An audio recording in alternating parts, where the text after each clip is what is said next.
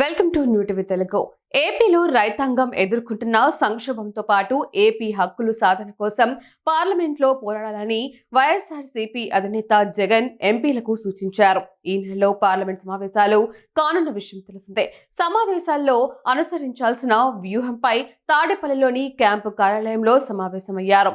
తుఫాను నష్టంతో పాటు పంటలకు కనీస మద్దతు ధర లభించకపోవడంతో వ్యవసాయ రంగం తీవ్ర సంక్షోభంలో కూరుకుపోయిందని, ఈ అంశాలపైనే ప్రధానంగా దృష్టి సారించాలని చెప్పారు.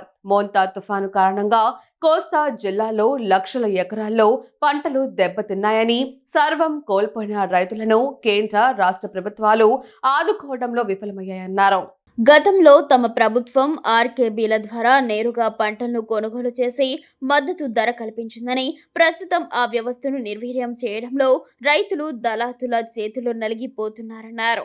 వరి, మొక్కజొన్న, మినుములు, పత్తి, కంది, అరటి, మిర్చి, మామిడి తదితర ప్రధాన పంటలకు మద్దతు ధర పడిపోయిందని, దాంతో రైతులు అప్పుల ఊబిలో కూరుకుపోతున్నారని ఆవేదన వ్యక్తం చేసిన జగన్ ఈ అంశంపై పార్లమెంట్లో ప్రస్తావించాలని ఎంపీలకు సూచించారు. వైఎస్ఆర్సీపీ ప్రభుత్వ హయాంలో రైతులకు ప్రీమియం భారం లేకుండా ఉచిత పంటల బీమా అందించామని, ఇప్పుడు ఆ పథకాన్ని నిలిపివేయడంతో ప్రకృతి వైపరీత్యాల సమయంలో రైతులు తీవ్రంగా నష్టపోతున్నారని జగన్ విమర్శించారు.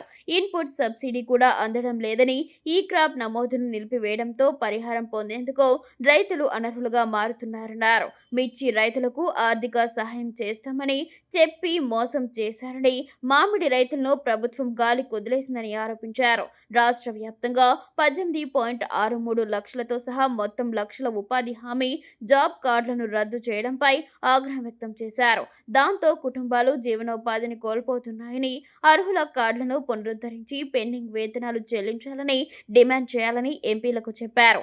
రాష్ట్రంలో శాంతి భద్రతలు క్షీణించాయని, రాజకీయ కక్ష సాధింపులు పెరిగాయని, ప్రభుత్వ సంక్షేమ హాస్టల్స్లో విద్యార్థులకు కనీస సౌకర్యాలు కరువయ్యాయని, రాష్ట్రానికి రావాల్సిన నిధులు, ఉపాధి కల్పన, హక్కుల పరిరక్షణ కోసం కృషి చేయాలన్నారు.